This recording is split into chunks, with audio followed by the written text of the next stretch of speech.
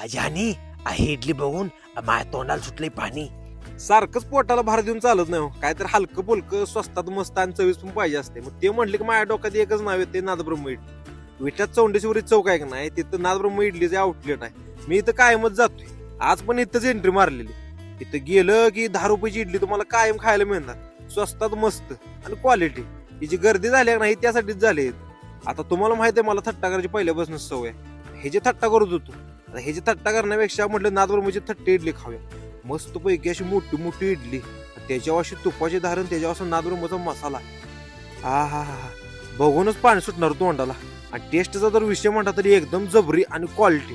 त्यात ही सांबर इथं अनलिमिटेड मिळते, पण अनलिमिटेड आहे म्हणून विषय असा नाही, एकदम क्वालिटी आणि टॉपची चव लागते. एवली एवली बटन इडली खायला चांगली. ही आहे बटन इडली. ह्याचा विषय म्हणजे दिसायला छोटं आणि काम मोठं. असली टेस्ट लागते ना जी जबरदस्त.